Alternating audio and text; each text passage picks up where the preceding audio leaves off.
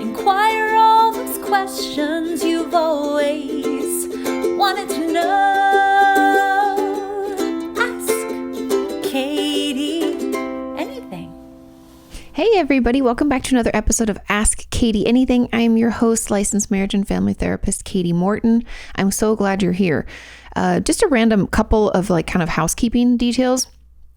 So because I had polled you guys, if you don't know, I polled all of you I put up a poll on the community tab of the podcast channel where I ask for the questions. And I asked because some of you had asked if I could do themed ones. And so I'd been doing those. And then people were frustrated by it because, I can't ask my question. And when is it going to come up to ask about, let's say, anxiety or OCD or whatever? And so then I polled you to see if you would like them to be themed or not. And most of you said that you would like there to be one themed a month and then the rest not.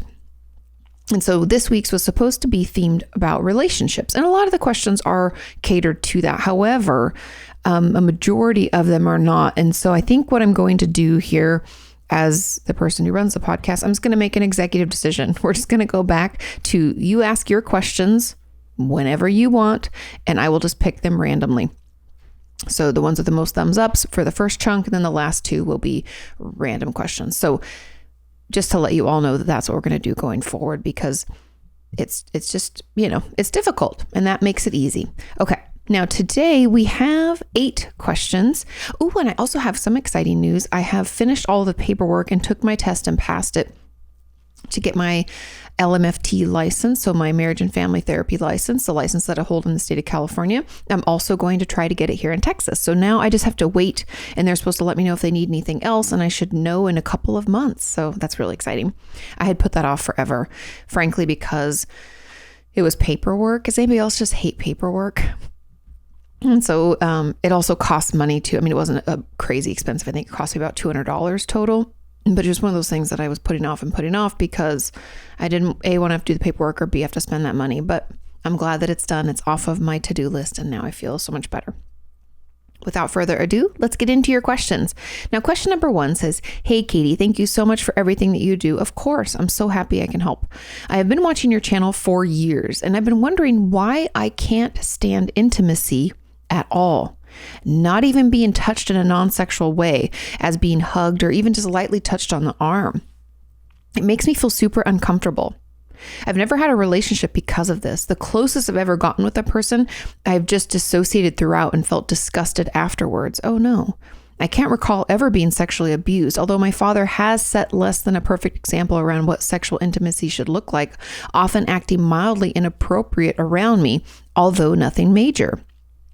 Is there another explanation for this?" Now, there were a ton of comments on this, so we'll get into those later. But first, let's just dive into this. Now, I've talked in the past about big T's and little t's when it comes to trauma. Big T being, I don't know, I was in a car crash, or our home was destroyed in a fire, or I was abused by a parent or a teacher or someone. We think of those, or I went to war, right? We think of those as trauma always. People would never question whether that's a trauma or not. You'd be like, yeah, that was scary. It's traumatizing. And those are big T's because they're big, they're loud. If, a lot of times people see them happen and it affects a lot of us. It's a big event. Like, let's say we were in a big earthquake or a tsunami or something. Those kinds of situations, we call those big T traumas. But what we often overlook are what are known as little T traumas. And I don't say little to minimize them. I say little because they hide. They're like sneaky. We don't always notice them or think about them. And these little T's, while they can have big effects on us, these little T traumas are things like being bullied for a brief period in school, parents getting divorced, having to move a lot as a kid, I don't know, having a parent that's an alcoholic or a drug addict. That can be a big or a little T depending on what happens. But a lot of times, especially when someone's like high functioning, I've had this a lot with patients whose parents are alcoholics who still, go to work and do all the things that they're supposed to do. It's still a trauma for the child. And so the reason I bring these up is because with the person who asked this question, when they said that their dad didn't set a less than perfect example around what sexual intimacy like and would do mildly inappropriate things, to me, every one of those quote unquote mildly inappropriate things was a little T trauma that you sustained. And throughout your childhood, we're just stacking these little T trauma up. We're stacking them up, which leads us to having a PTSD-like response, which I believe is what this is. Because the fact that any touch at all, I would assume, is sending you into your fight, flight, freeze response. It's like triggering your amygdala and sending you into this like protect myself at all costs kind of situation. You'd have to let me know if that's what's happening. But the fact that you said you dissociated throughout when you let someone get close to you, just to me, this looks and smells like trauma. And so I believe that these little T's that you sustained with your father have affected your ability to have any kind of physical intimacy with anyone in your life, because frankly, the only time that I don't know if it's the only time, because I would hope that you had someone in your life, like your mother, a sibling, or a grandma, aunt, anybody who offered, positive and loving intimacy, like physical intimacy, hugging, rubbing your back, telling you it's going to be okay. I hope you had some of those corrective experiences, but this might, and I have so many questions. This might only apply to men because your father was a man. A lot of times we can have that happen. It could be anybody older than us. It could be anybody, period. If we had no corrective experiences or no positive physical intimacy experiences, then the only one that we have was traumatizing. Therefore, when we go out into the world to try to connect with others, that experience is going to feel like a trauma. Our limbic system, our fight, flight, freeze, our amygdala, right? The parts of our brain responsible for that fight, flight, freeze, fawn response are going to be like sounding the alarm. They're like, shut it down. Hence the dissociation, hence the like it being revolting or uncomfortable. That's that fight, flight, freeze. We're in this, it's that trauma or hypervigilant like response. I hope that makes sense. And I know I used a lot of terms in there. And if you have any questions ever, always feel free to ask. But that sounds like a trauma response. And if any of you out there are struggling with intimacy, that we have follow-up questions where there isn't such a trauma response, and we'll get into that as well. But if you have any dissociation, if you have any what I would call an overreaction, and again, I know I've talked about this in the past. I'll have a full video. It might have come out by the time you hear this, but probably not. But a full video about how helpful, or actually that video, it will be out by the time you hear this, but the even the consideration of the word overreaction, we always say it's like a bad word, right? It's something that we shouldn't do, right? We shouldn't overreact. How dare you overreact? But to me, an overreaction is indicative of something bigger going on. It's a little red flag, like, hey, your brain and your body are telling you there's more down inside of like our subconscious, meaning like maybe it's a memory we have repressed, or it's a response we're having that we don't have full control over because it's triggering, a PTSD response. It just tells us something more is going on. And so what's happening for you is an overreaction, right? We're incredibly uncomfortable. And if anybody out there finds themselves experiencing these like extreme discomfort around any physical or sexual intimacy, know that is an overreaction. It's not a bad thing. But that tells us there's something more going on, and that is worth going to therapy for, to be able to speak with a therapist to figure out what that something more is for you. In this case, I think it's a bunch of those little T traumas with your father growing up, and probably the lack of healthy physical intimacy. I would also maybe hypothesize that there was some maybe emotional neglect with that as well, because if you don't know what a healthy, intimate relationship with someone looks like, with hugging, rubbing backs, like healthy, what I would call healthy parent-child relationships, not of sexual nature. If we don't know what that looks like, then to me that screams neglect, because every child should know what it's like to be scooped up into their parents' arms and held close, and to be able to take a deep breath and relax and feel safe. One of my friends, I have a couple of friends with young children, but one of my friends just posted a picture on their stories of Instagram of her daughter cuddled into her chest and just sleeping.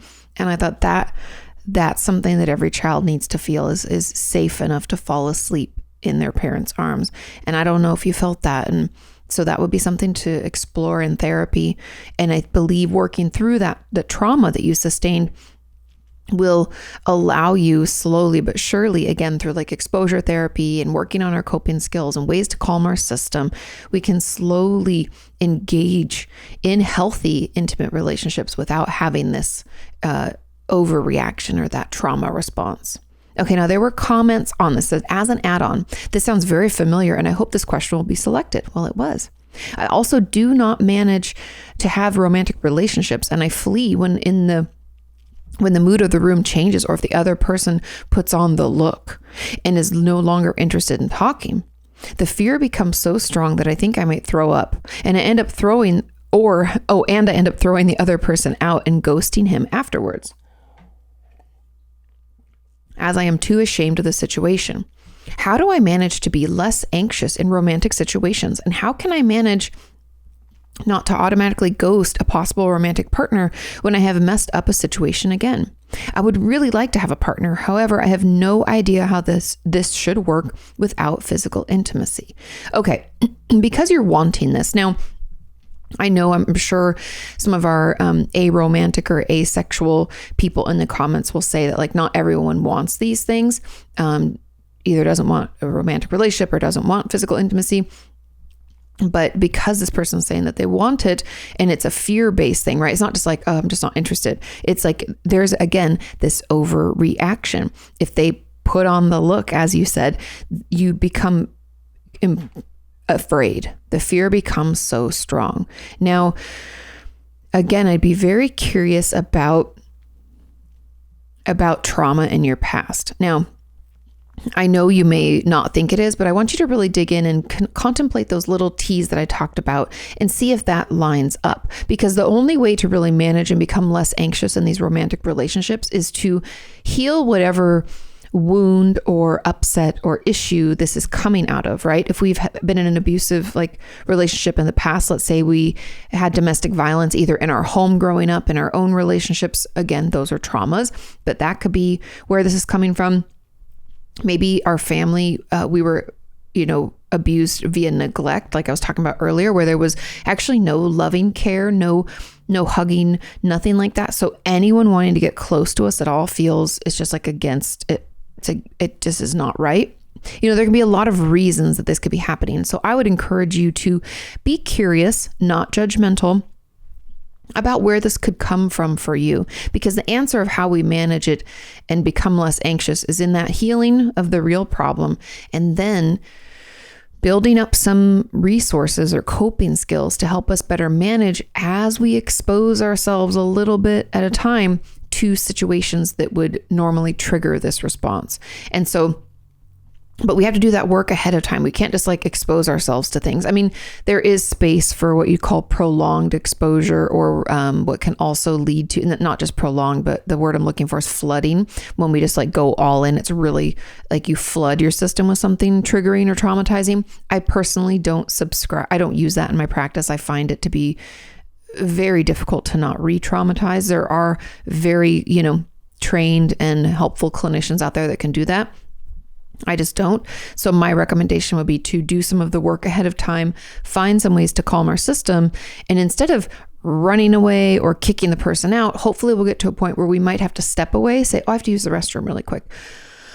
We do the things we need to do to calm our system down, and we return to the scenario and we feel okay. And obviously these are in situations in which we want to engage with the person. We don't feel forced, but we can go back and we can try again, and we can slowly become more comfortable and not have such an overreaction. Again, that overreaction is just indicative of something else going on. Now, another person left a comment and they said, I also have no trauma, and my dad was literally the best. My parents weren't physically affectionate ever growing up, though. There's your kicker. I think they wanted to get divorced, but just stayed together for my siblings and I, if that's important. That is critically important. Anyway, for some reason, if I'm not blackout drunk, physical touch, even non-sexual, makes me so uncomfortable, especially cuddling. I first described it as turning into a mannequin, freeze state. Like I would freeze and become really stiff and only be able to move my eyes. And I would really be in my head. Usually you cuddle when you watch a movie. And it's not that I don't remember what the movies are about, but in a way I don't. But I don't know if it's because I'm dissociating. Yes, you are dissociating. Or because I'm just so focused on the situation. I mean, because of the mannequin and that frozen feeling, I think that's dissociation. If you're not feeling that frozen thing, then it could be due to the fact that you're like focused on something else and not on the film. That could be why. So it says, because I'm so focused on the situation and why I feel so uncomfortable, and I'm usually trying to really focus on not acting like a mannequin or trying to appear normal. And that's why I'm just not focused on the movie. What do you think? Does this sound like dissociation? Yes, 100%. Can you ever have can you even have dissociation if you don't have physical trauma? Yes, you can. I've had some weird encounters with men on the internet growing up, but never touched them. So I'm like, I couldn't have body memories. Okay. Now, overall, the lack of physical affection that you receive from your parents means that you don't even know what that looks like, and you don't even know how to engage in it healthfully. And I would argue that it may be some trauma because of neglect, because your parents might have been so focused on their own shit. And I don't know why parents think we're going to stay together for the kids. What that really does, if you're not working on your relationship, is it tells your children that that's what a normal, healthy, happy relationship is like. Because if you think about it, watching our parents' relationship is one of the first relationships that we encounter. And then that's what we start to think and associate with a healthy, normal relationship. And so it's really not good to stay together for the children. It's actually better for you to talk to the kids about what's happening, to get divorced, and to help them manage that and get them into therapy to manage that. There's no positive divorce fucking sucks, staying together fucking sucks. But I just want to tell you that don't think that staying together for the kids is actually a good thing. It's really not. Yeah. So, okay. Anyways, that sounds like dissociation. I think there's some neglect in your childhood, and the fact that you never had healthy physical interaction. And I think that's where this is coming from. And that cuddling, I would assume, is because you probably don't like being touched at all. And cuddling is a little more, it's funny. I have some patients in the past, even friends of mine, who are like, if they're having sex, they're just going to have sex.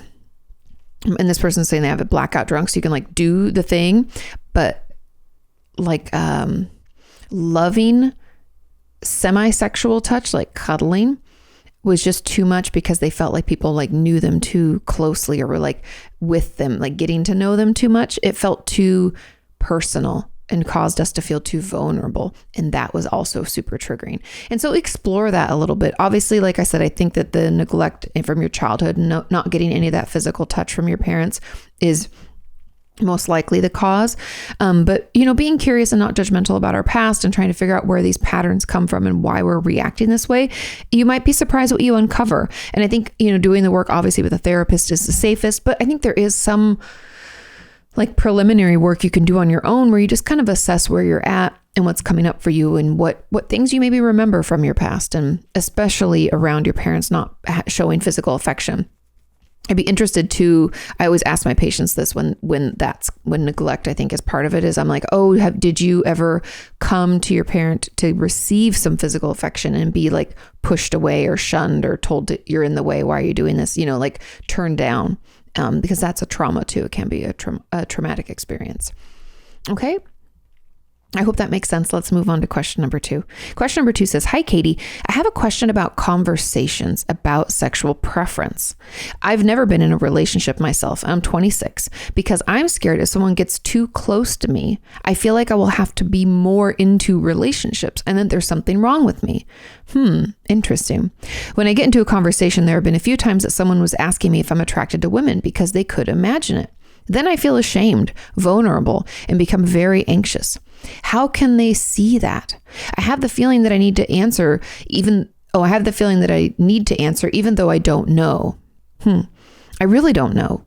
I can't say it that way because then I'll probably start to cry and feel too vulnerable to say it out loud. So how can I best respond to this? First of all, your sexual preference it doesn't involve anybody else. It's no one else's business other than you and potentially someone you're in a relationship with, right? Other than that, who the fuck cares? That's none of their business. So, my answer is like, it's none of your business. But I know that that's I know that's not going to work. So when people ask if you're attracted to women, I think it's fair. It depends on how much you want to share, but I'm just going to give you some options. My mind goes to, I'm 26. I'm still figuring myself out. It's possible, but I'm not sure. I think it's okay if you really don't know. We don't have to know. I find it frustrating that people in general, I've talked about this in videos like way back, but I find it frustrating that people expect us to have answers and have decided things and all in a timeline that fits for them or for what they think is acceptable, right? You're only 26. You aren't sure about your sexual preference or your sexuality as a whole. That's okay. A lot of people aren't. There's no pressure for you to be like, I like women or I like men, and this is why. You get to take your time to decide. You could also say, if someone asks you, you can say, I don't know. I'm still exploring. I don't know if that's too I don't know if that language is too upsetting to you, maybe, because it sounds like, you just don't really know and you feel ashamed.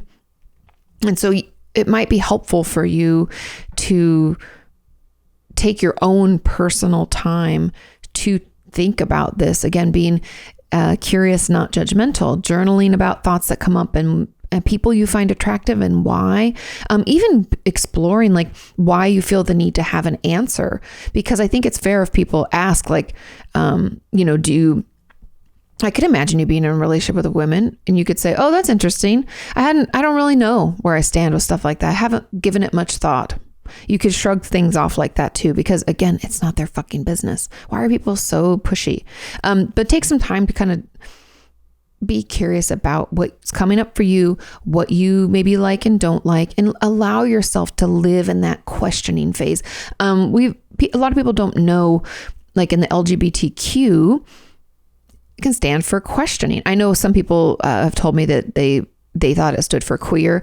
It's whatever you need it to stand for, to be honest, in my opinion. I think that the questioning component of sexuality is important for a lot of us, and it's in our development. It's part of a process that we need to go through, and there's no pressure to have an answer for someone. And again, remember, we don't have to come out. We don't have to make decisions on any given timeline, right? That timeline just frustrates me. We should know our sexuality right away. That's not how it is for everybody. We should be able to get married if we want to, have kids, get a house. There's all of these things that people expect us to do before the age of 40. I'm here to tell you that doesn't always work, and it's okay. We each have our own timelines. We need to normalize not knowing what career you want until you're, 40, not knowing who you want to date or if you want to date until later in life, not feeling the pressure to get married, have a home, have kids. We need to start normalizing people, operating on their own timelines, because everybody's different. And I think the fact that this is so upsetting and triggering, I would encourage you to, if in your area you have availability of these people, but finding a therapist that is sex positive, meaning that they are open to different sexualities and different preferences, and they can talk you through it without judgment. It sounds like you already maybe judge yourself enough. I don't know if the Trevor Project is a great resource. If you ever just need someone to talk to, go, just look up the Trevor Project online. They have, I want to say, chat features on their website. And then I think they might have offered texting. I think they opened it up last year. So just that could be a source of support and somewhere safe where you can talk about all that comes up for you. Okay? And be patient. It's okay. We don't have to have it all figured out. We don't have to know. Let's move on to question number 3. This question says, hey, Katie, can you talk about how building trust with your therapist is supposed to work? Great question. I struggle to trust my therapist and to know whether or not trusting them is warranted or not. Good.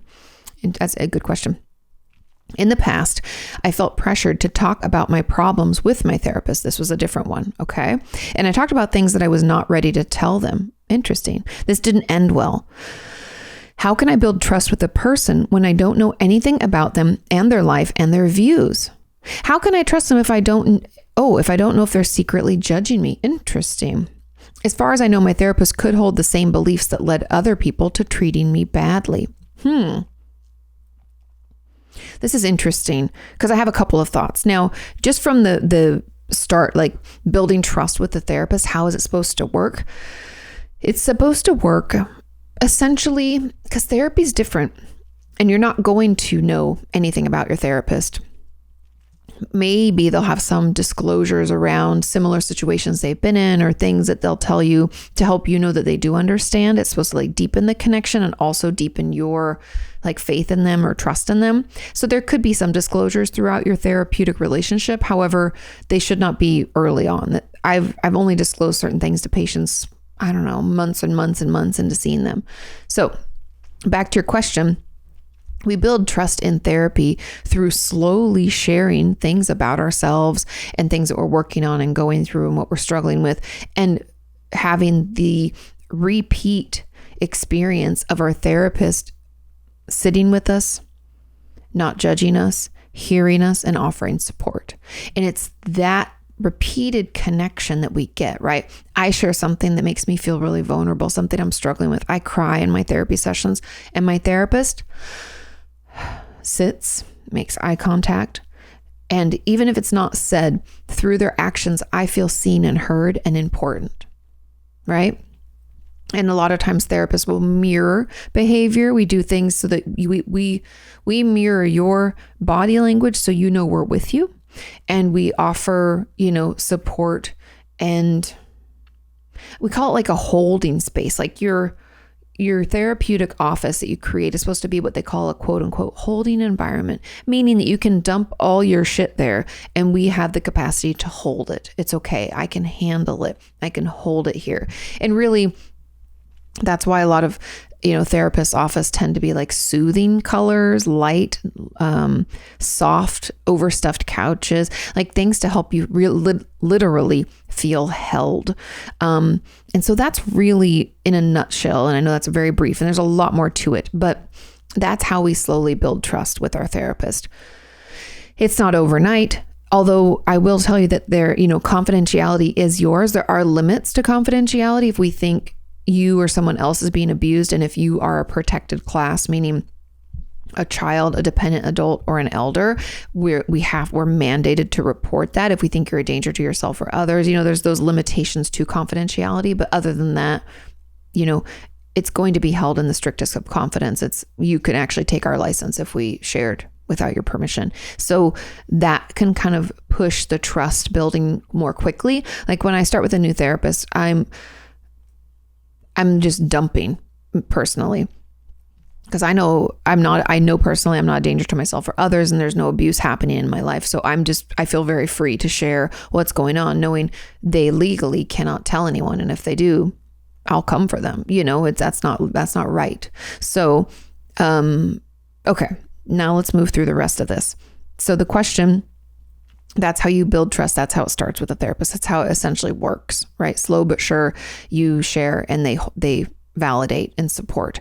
And now the feeling pressure to talk about your problems with a different therapist, that's not okay. And I would truthfully bring this situation up with your current therapist so that they can help you heal from that. Because I would personally want to know, if I was your new therapist, I would want to know what that pressure looked like to ensure that I don't repeat that, because everybody's going to have different levels of, I don't even want to call it pressure, but it's a therapist's job to ask a lot of questions and to push us to open up more than maybe we might want to. Not a ton, but a little bit, to challenge us, right?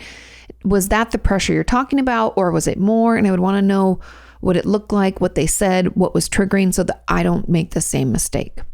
So I would let your therapist know, and I would, tell them as much about that as you feel comfortable. And so that will ensure that doesn't repeat. And then as you start building that and working on that, slowly but surely the trust can be built. Now, the fact that you're thinking, how do I trust them if I don't know if they're secretly judging me? You're never going to know. It's not our job to judge. Judging actually doesn't get us anywhere, and it actually makes us a pretty ineffective therapist, I think. And so I, as a therapist, want to know, like, where's that coming from? Have you, I wonder what your self-talk is like. Have you ever been bullied? What's our self-esteem like? Because that sounds like a very, comes from a place of mistrust and lack of confidence. And so I have questions about that. Where'd that come from?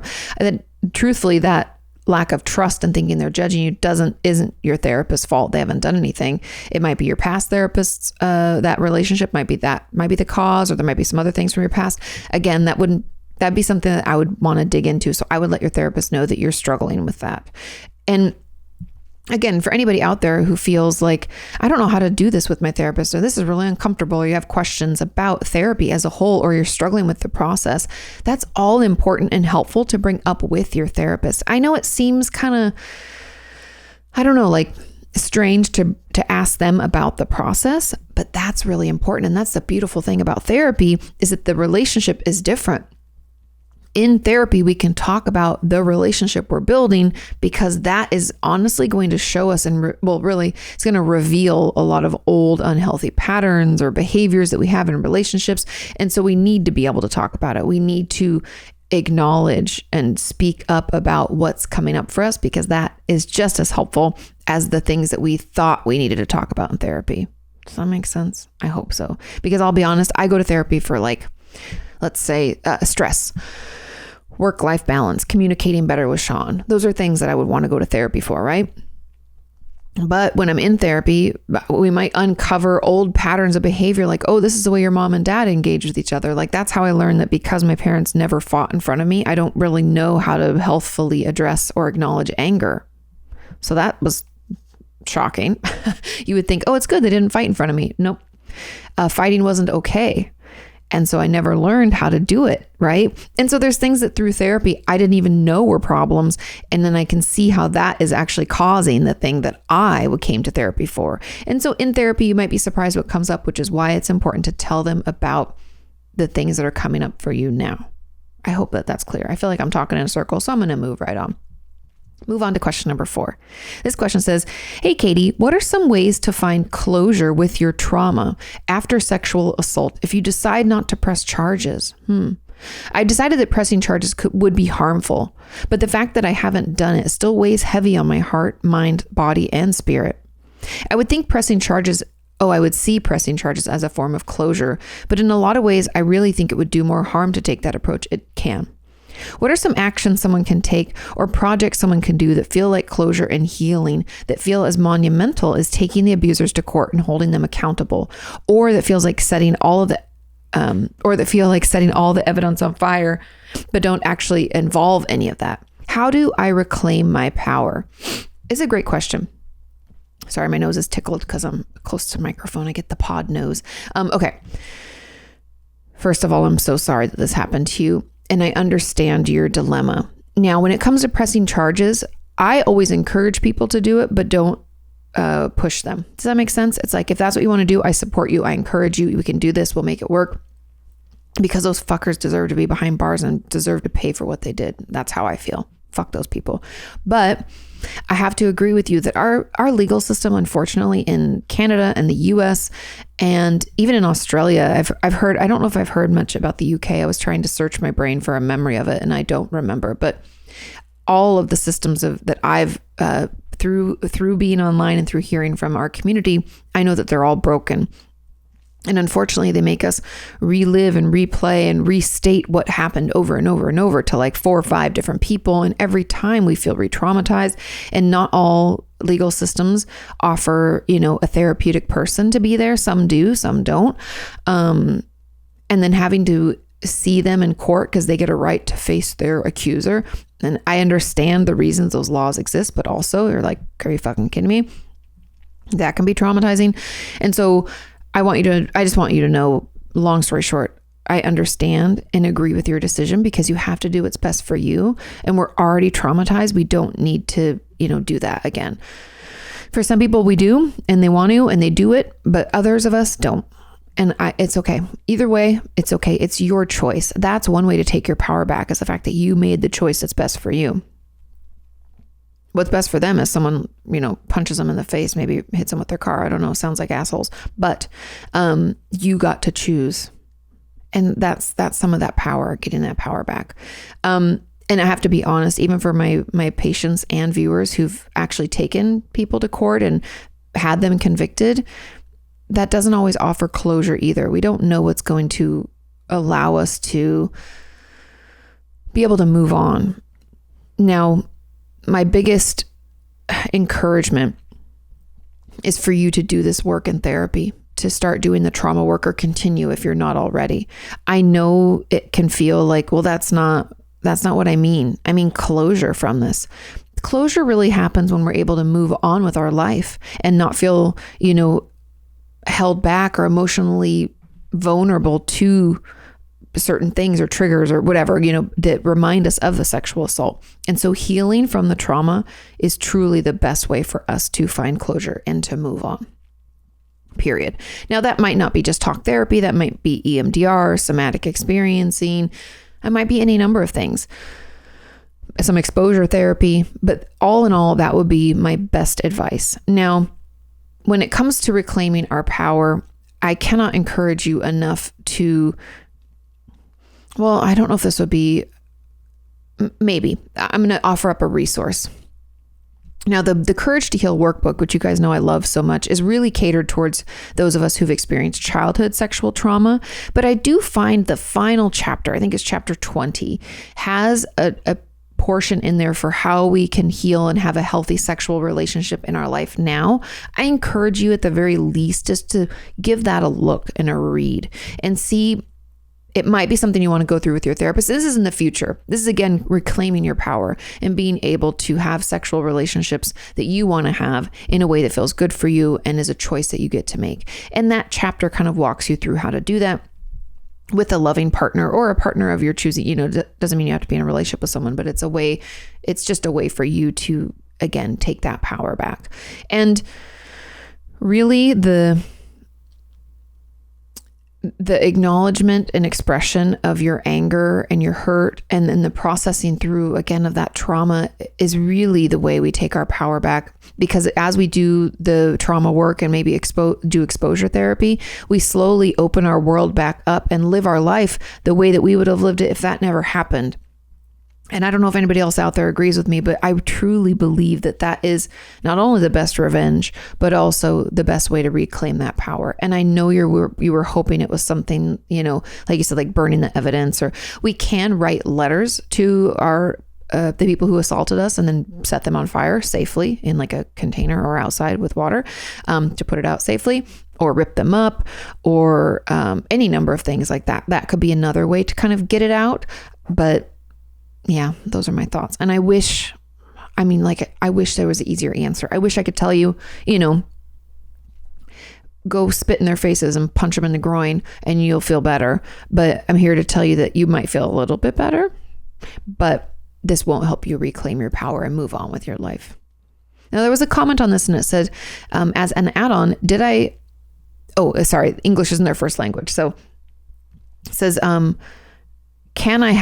how do I get the chance to have a good romantic and sexual relationship in the future after sexual assault? And it says, sorry about my English. I'm from Israel. Your English is great. We got it. I got the question. We're going to get through it. And I don't speak Hebrew, so your English is wonderful. And my Hebrew is 0. So you're doing wonderful. Now, I kind of already touched on this, along with trauma work with a therapist that you feel connected to, you feel okay being there, you feel neutral or maybe safe there. We're going to want to slowly engage in relationships of a sexual nature. And again, that last chapter of the Courage to Heal workbook, it's also in my book, Traumatized. I talk about healing relationships after trauma. That could be a great place too. I forgot about that because that's why I know that chapter so intimately, is because I read it and reread it and incorporated a couple of their tools and techniques in my book, Traumatized. But walking through that chapter using my book or the Courage to Heal workbook will be incredibly helpful in doing that with your therapist and slowly finding ways to not only process what happened, but calm our system down and then engage in things that are a little triggering and then calm down, right? We're going to have to slowly, that's that exposure therapy. We slowly expose ourselves to things that stir up that fight, flight, freeze response, or make us, we go into that hypervigilance mode. We're going to want to slowly expose ourselves to those things, calm our system down, try it again, calm our system down, so that we're proving to our brain that the things that we think are going to be harmful and hurtful and re-traumatizing aren't actually. And this will help us build our confidence. This will help us take our power back and help us just feel more like ourselves. And so I also do want to express that I have had a couple of patients who have taken like kickboxing and self-defense classes and taking courses that help them feel better able to protect themselves, help them feel more in control, or like they took their power back a little bit, like they felt a little bit safer.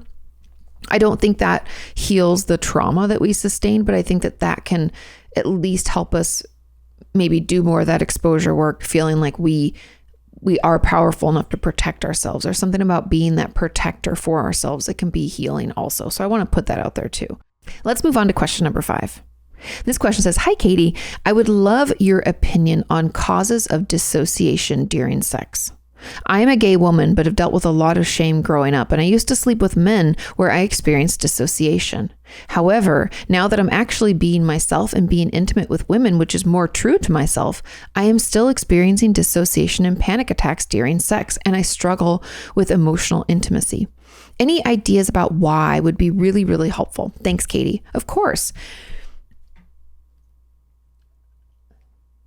I have a feeling we have some shame still hanging around, even though you're being yourself. And our only experiences with sex before us being ourselves more and being intimate with women, when we would sleep with men, we dissociate. It's like we traumatized ourselves kind of. And so I believe dissociation occurs because what's happening in our life is too much for our brain to process in the moment. We either don't have the capacity or the tools or the resilience really to manage it. Our brain pulls the ripcord, we dissociate. So it's really incredibly common in situations that are triggering, right? If we're overwhelmed and our trauma response is like hit, then we're going to dissociate. And so the fact that you're dissociating during sex, I have some thoughts, and you're going to have to do some like soul searching on your own, but I'm going to ask you some questions that hopefully help you figure this out. Now, number 1, my first question would be, is there a certain act that is leading to this dissociation? Because I have a lot of patients that struggle with penetration that can be triggering, boom, dissociation.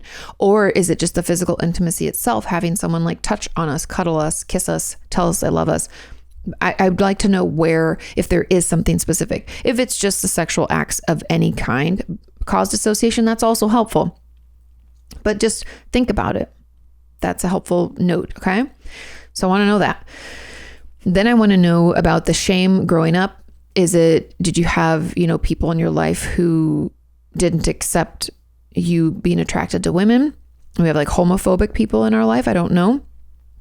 Where is this coming from? And my hypothesis is that it still exists, but I want to ask you, does that still exist? Is there still part of you that feels like something's wrong with you for enjoying your relationship with women? Because this only happens during sex, I'm curious about that. And then the avoidance of emotional intimacy, I'm wondering if we have some trauma, maybe due to growing up as a lesbian, but pretending to be straight. I honestly have talked to a lot of my friends in the LGBTQ plus community, and the amount of trauma, like 90% of people in that community have sustained, is just mind-boggling. I mean, I don't know if anybody's aware of this, but within that community, mental illness rates are higher. I want to say, and I'm probably going to get these off by a few percents, but like anxiety and depression are up, like to a heterosexual person, increased by like 23%. Suicide rates in the trans community are incredibly high. Trauma, PTSD, incredibly high. I want to say it's like 14% higher. And like I said, I'm probably getting these off by a few percents, but those numbers are high for a reason, because growing up thinking that we can't be who we are, something's wrong with us because of who we are, or you'd rather die than be who you are, that is toxic to us. And it's difficult to develop a healthy sense of self and healthy relationships. And so I have a lot of questions about your shame growing up like this, and sleeping with men, feeling like that was what you had to do. That was all that was acceptable and okay. I would wonder if I think there's got to be some at least emotional abuse where your parents maybe yelled at you or people in your life, there were messages that were received from someone that being who you were wasn't okay. I don't know if that was in church or at home or both or whatever, but I think there's trauma here. And so that's my hypothesis. And those are my thoughts. I hope that's helpful. I know it's not a ton, but really, again, the work is going to happen for you in therapy as you accept who you are on your own terms, right? And I know that sounds silly, but I do accept who I am dating women. No, I mean, truly, there's going to be some inner child work, young you who dated a dude when you didn't want to. We need to talk to her. We need to offer her some compassion and support and tell her you see her and nothing's wrong with her. She needs to hear that. And so, yeah, that's where the work's going to come in. Now, there's a comment on this and it says, to add to this, I have never been in a relationship with a woman, but I fear that if it gets to a certain point sexually, that I will panic. I feel like the desire and excitement to engage will be there, but I feel like if I take it sexually, then it's going to end because it's going against my beliefs. How do I get over this fear and know that I can still engage and not feel like what I'm doing is wrong and that it is unforgivable? We have got to get into therapy. This sounds like a religious-based judgment and trauma.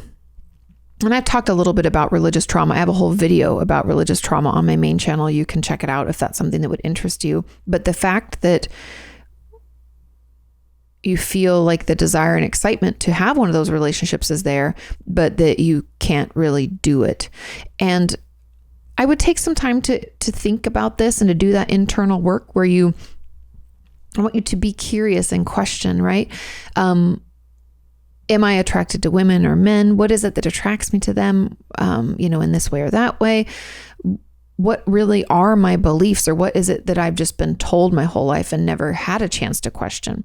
Do you believe that having a sexual relationship with a woman will make you go to hell or is against what the Bible says? Or I'm not sure about your religion, so I'm just I grew up in Christianity, so that's what I'm kind of basing this on.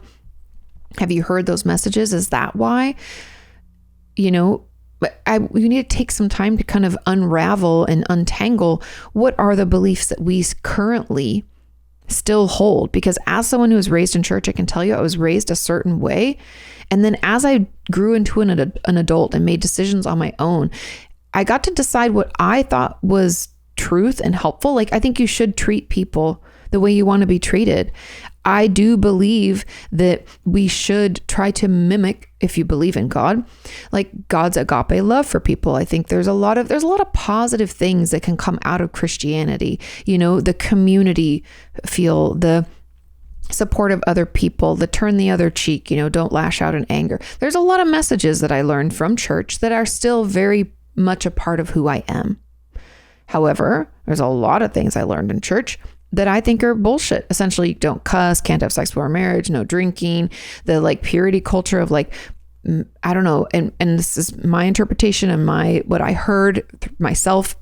Obviously, this could have been through filters of things, but you had to save yourself for marriage. And if you didn't, then you would never find a good husband, and you couldn't marry someone who didn't believe exactly as you, or you'd be unequally yoked, and all these weird things. That I don't believe in. I don't agree with. And I personally don't bring that with me into obviously today or tomorrow, right? So just because those were beliefs that other people had, that they preached in the sermons that I heard, doesn't mean that I have to also agree. I can agree with some.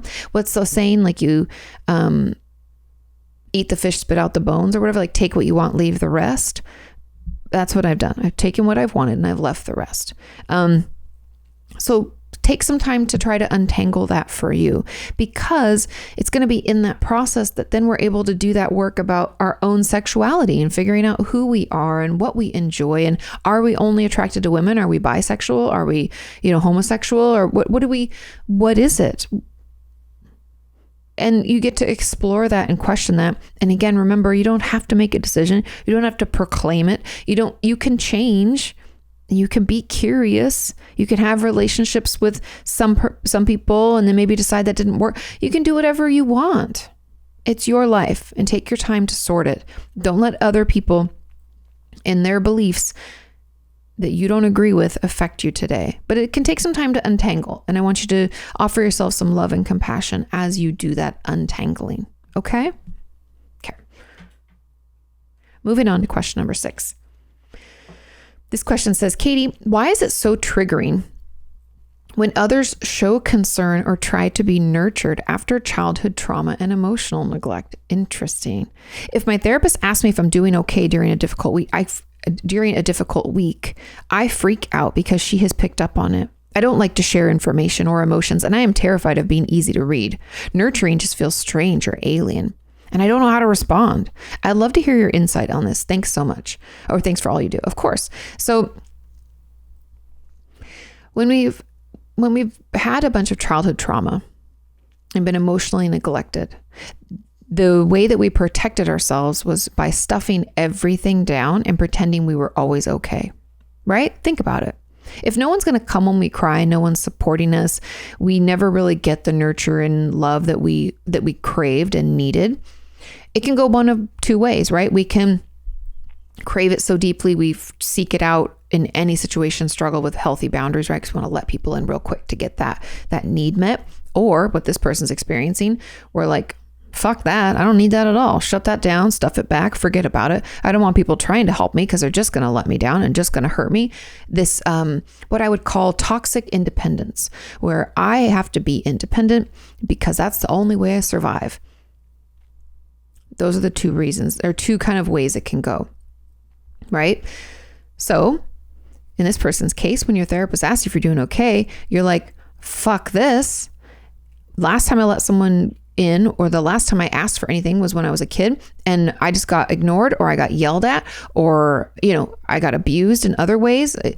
Why would I want that? And that's why it's triggering. It's essentially something that is so foreign and that we did not get a good response out of. We don't have a good history or a track record with this type of experience. And the only way we know how to survive is to stuff it down and pretend it's okay. And if people pick up on the fact that we're not okay, we think we failed. And we can go into that fight, flight, freeze. We're like, fuck, I'm going to get abused again. Does that make sense? It's like, that's our only experience with this. That's the only way we know how to survive. What else are we supposed to do? And so letting your therapist know that nurture itself is incredibly triggering, and feeling like, I personally would want you to do some homework on this, some journaling. I would have questions about, what does healthy nurture look like? I'd want you just to tell me. Do you have any ideas? Could we sit in a coffee shop and watch, a mother take care of her children? Do we have anybody in our life, if a friend, another coworker, someone in church or somewhere, that we've watched love on their children? Do we know what it looks like? I was talking about my friend, how her daughter was like asleep on her chest. Do we have any images that would come up with that? Could we put it together, try to figure out? We might not know, right? But what would it look like? Tell me about it. I want you to write about that. Then I'd also want you to, tell me a little bit about what comes up for you when your therapist does this, right? Because you're saying that she picked up on it and you're terrified of being easy to read. I would say, tell me more about that. What would it mean if you are easy to read? Okay. And then if you're like, well, that would mean then you knew how I felt. Okay, well, then what would that mean? Every time you give me an answer, I want you to say, well, then what would that mean? Okay, well, then I might be hurt. Okay, well, then what would that mean? Being hurt. Who would hurt you? And I want you to do that. We call it like downward arrow questioning. It's best to be done with a therapist, but it's something I think we can kind of do on our own a little bit to uncover what this is triggering and what it brings up for you. And please, please, please let your therapist know this is happening, because it's going to be, again, this is an overreaction, not a bad thing, super helpful. And this overreaction tells us there's something greater going on, and we have to dig into. We kind of know why: childhood trauma, emotional neglect. But I want to know specifically the nurture component, why that feels so unbearable. And then, there's a lot of parts work and things that therapists can do where you bring in your protector. A person, it could be yourself, could be someone else, could be like a big bear, could be a dog, could be, I don't know, could be anything. Whatever you think of when you think of a protector, someone who would protect you. You can bring them into those difficult situations and memories, and they can be there for you while you navigate this nurture component. But yeah, take your time with it. There are other members of our community who are doing the same work right now. That's why it's kind of makes me giggle, not because it's funny, but because a lot of us you're not alone. A lot of us are working on the same types of things. Now, there was a comment on this. It says, as an add-on, why is it so triggering to have my therapist make eye contact or to try to get me to take deep breaths? Anything in a nurturing manner makes me anxious or even dissociate. Just being perceived by my therapist makes me uncomfortable, even though I know I trust her. She's playing with her toy. I can't help it. Is this because of the trauma I've been through? And if so, why does it happen? Yes, I would assume this is because of the trauma you've sustained. And it's happening because that nurture is probably something we never received. We don't trust it. Maybe when we received any nurture, that meant it was followed up with abuse. Or maybe when we said we needed some of that nurturing, we were abused, right? There can be a lot of different associations that we have drawn over the years. And so just like I was answering the first part of the question where I was like, tell me what nurture looks like. I want you to tell me what nurture looks like. Be curious about the specifics of, making eye contact. I think my guess here for this person is there's something triggering about being seen. And I would assume that in your life, your trauma meant that if essentially tried to hide away. Like I have a lot of eating disorder patients who stopped eating as a way to like try to disappear because of the physical or sexual abuse they sustained, or even emotional abuse, being yelled at. You just want to disappear.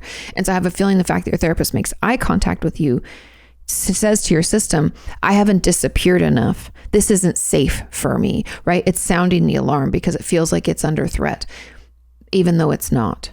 And so again, we have to let our therapist know this is happening, and her trying to make you take deep breaths, let her know that doesn't work. Honestly, with my trauma patients, deep breaths are fucking garbage. They don't work at all because we're not ready to be in our bodies yet. Our bodies are uncomfortable. Are you kidding? Dissociate. So tell her that maybe we should try a full body shake, or maybe we snap a rubber band if that's not triggering. Also, find some other ways. She's trying to get you to calm your system down. We're going to have to try some different things. One of my patients love the like thinking putty stuff you can get. You can buy it on Amazon. It's just called thinking putty, or you can get silly putty at like Walmart or Target. It's a little cheaper too. So, especially since everything's expensive right now, but you could pick that up for like, I don't know, it used to be like 99 cents. Let's say maybe now it's $2. I don't know, but get some silly putty or some thinking putty, bring that. There can be other ways to soothe our system. Yeah, even bringing like a thermos filled with cold water so that you can drink cold water. That the changing of temperature can sometimes be soothing. It's like a grounding technique as well. But yeah, so those are just some of my thoughts. I hope that helps. I think that's why the breathing and stuff is super triggering. And yeah, again, just being curious about what this is tied to, because these overreactions are really helpful. It's helpful information. There's nothing wrong with you. We just have to figure out why your system is responding this way. And the truth is, it's responding this way because in past experiences that felt very similar, you were harmed. And so because being seen, being heard, being cared for was not part of what was good for you. And if you were seen, you were hurt or abused in some way. If you asked to be cared for, they told you were too demanding or how dare you, right? We were abused. And so that's why it's bringing that up. That's my hypothesis. But again, do the digging yourself. Be curious, not judgmental. Nothing's wrong with you. We're just working our way through. Moving on to question number 7. It says, hi, Kati, can you talk about why it might be that I am repulsed by or uninterested in sex, but my older sister isn't, even though she experienced sexual assault when we were children and I only experienced it indirectly through the effect that it had on her. She had severe mental health difficulties, and the dialogue around this was that it was as a result of her experience of sexual assault. So a couple of thoughts here. Now, number 1, your older sister may have been in therapy, I don't know, and worked through it, and now she's able to have a happy, healthy sex life. That's very possible, and I've seen it happen. So if you're out there thinking it can't happen, it can happen. Finding the right therapist and one foot in front of the other will get you there. Now, I also want to acknowledge, and I have a video about this called hypersexuality as a result of sexual abuse. For some of us, back at the beginning, remember talking about taking our power back from sexual assault. When we've been assaulted or abused in any way, some of us will feel like we are going to take back our power by being hypersexual, because then I get to decide when I have sex and what I get to do, and I'm making this decision. And we can be kind of impulsive, still acting out of our PTSD response. But because we're choosing it, part of our brain feels like, haha, I'm doing this, right? I'm taking my power back this way. I'm owning my sexuality. And so I've had a lot of patients who struggle with hypersexuality as a result. We can also find that sex is one of the only ways we were ever shown love. So that's the only thing that we think expresses love. And so earlier on in relationships than maybe we would want, we can find ourselves in sexual relations with people, if that makes sense. So having sex earlier on in relationships than maybe we want to, because we think that that's the only way to express that we care for someone. Okay. Now, into this question a little bit more. So that could be why. It could be hypersexuality as a result. It could be that she's processed it through and she's healed. Now you have to do your work, because even though you experienced it indirectly, remember, trauma happens when we fear for the life of ourselves or someone we care for. It's the life or safety, really, but we don't need to get into the logistics of this. You obviously care for your sister. She's older, you're younger, you watched this happen and you didn't know what to do, and you probably felt helpless. And I'd assume you probably dissociate a lot, because that freeze state of that helplessness, and that's just my hypothesis. I don't know. I don't think it says it in here, but I would assume that that's, that was your experience. You also experienced a trauma, multiple traumas, and you're going to need to do your work to process through what happened. And there's probably going to be some inner child work that you're going to need to do, writing letters back and forth from that child you, because we have to offer her understanding and forgiveness, because a lot of times when we're little, we think I should have done more. I should have tried to stop them. But you forget just how small you were and how little resources you had. And also the fear, right? Think of that fear, and that fear, again, going back to fearing for our safety or the safety of someone we care about, there's your trauma again. And so I believe that your experience of sexual abuse indirectly through your sister has affected your ability to have a happy, healthy sex life. And the only way you probably witnessed any, sex as a younger person was through that. And that's the only experience you have. And since then, you've just completely disconnected yourself from that. So in a way, it's like we don't even know what it would be like to have a happy, healthy sex life. It sounds very probably perverse and scary. And I honestly think you could benefit from the Courage to Heal workbook as well. Because being repulsed or uninterested, like I said, could be asexuality, but the repulsion and this overreaction that we're having says there's something more going on. And and it essentially it's happening because you were traumatized as well. Okay. Final question number 8. This question says, "Hey, Katie, I am an adult child of 2 parents with narcissistic personality disorder. I am so sorry. Due to massive emotional abuse, emotional neglect, and a lot of gaslighting in childhood, I never learned to confide in other people, and even less to talk about my problems. Of course, why would you? They wouldn't listen anyway, right? Or to be able to perceive them at all. Because of this, my friendships are always very one-sided, as I don't manage to talk to my friends about my problems, although I always try to help them with theirs. I've managed to tell my friends half a year ago that I'm in therapy, but I still haven't managed to tell them why. My friends are very open and supportive and tell me every now and then that I can talk to them about everything. But inside of me, there's a barrier that I somehow can't overcome. How can I manage to open up to other people, even though I wasn't allowed to open up at all in my life and was punished with physical and emotional abuse for expressing my needs? Thank you for your help. Your videos have been a constant companion for me over the past years. Through your videos and therapy, I've been able to make a lot of progress." That is wonderful to hear. Yay. Okay. Now, this is very, very common. Because, like you said, you weren't allowed to open up at all, and you were actually punished and abused when you expressed any needs. So of course, as an adult, you're like, I don't have any needs. What do you mean? And we don't want to have any more relationships like that, one-sided relationships. That's not where it's going to be for you. That's not what you deserve. You deserve to have a balance, to have a give and a take, and a push and a pull, and to feel like you can share what you need and they can share what they need, right? Those are healthy relationships. So how do we get you there? Now, my first recommendation is to pick just one friend. your closest, most loving and supportive friend, the one that has repeatedly told you, you can tell me anything, talk to me. They talk to you, they share their vulnerabilities. And then we're going to need to talk to our therapist about this. And what I want you to do is I want you to put together a list, and you can kind of break it into like layers or chunks of like what it's almost like we're building exposure therapy, and we're building this gradient of what's difficult to share and what's easy to share. Because, and I know this sounds really tedious, but because we don't know, right? And everything feels bad. I don't even know what I need, and I don't know how to talk about things. And if I talk about it, it's all about me, right?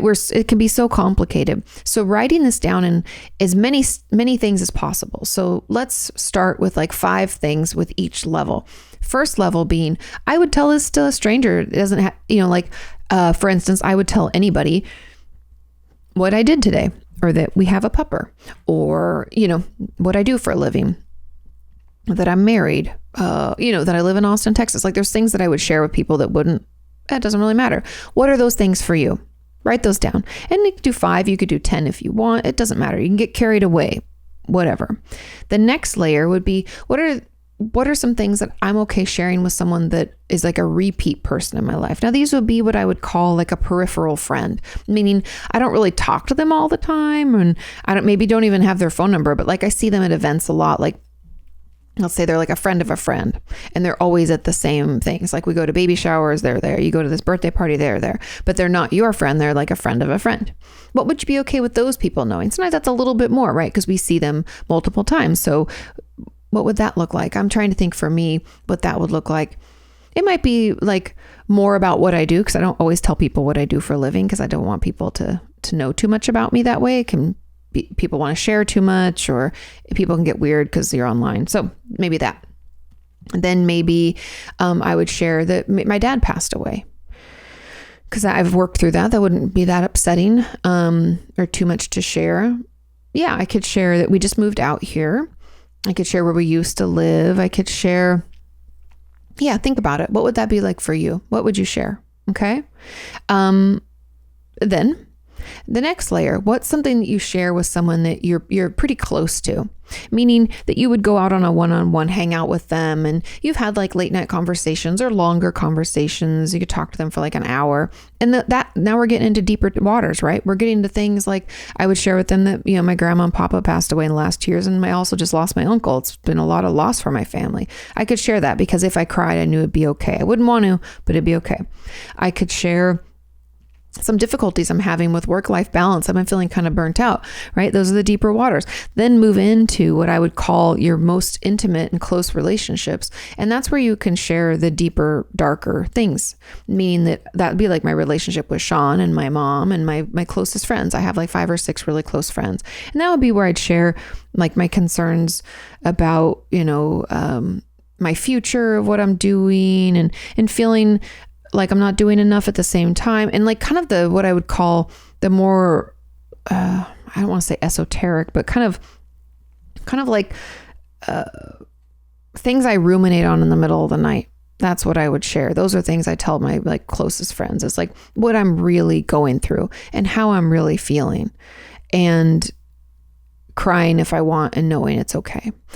So what are those layers for you, and what is involved in those layers? And the early ones are going to be super easy to fill out. As we get into those upper layers, you're going to have a tough time. Now, I want you to have those layers picked out, pick that one friend, and then get your therapist on board, because little by little, as your friend shares, you share also in the layer that you feel okay being in. And we're going to pick 3 to 5 things we're going to share. So early on, we can share a little bit about how basics of what's going on in your life right now. I'm still working at such and such. It's been okay. And I've been doing this, and we're going to move into the next layer. I want you to be able to do the exposure where you share about yourself and make space for yourself. Then calm our system down. Then we go back with our friend when they share about them. We share the deeper layer about us. I've been feeling a little overwhelmed lately, and therapy's helpful, but I'm still struggling. Okay. They share, we share, they share, we share. And as we use these tools to calm us down after sharing, what we're doing is really proving to our brain that in this one relationship, in these certain situations, we are okay sharing. Nothing bad happened. And we're proving that we can have good experiences with expressing needs and wants. Does it take time? Yes. May we dissociate or max out or have to get up from the table and go to the bathroom to breathe? Yes. Is that okay? Yes.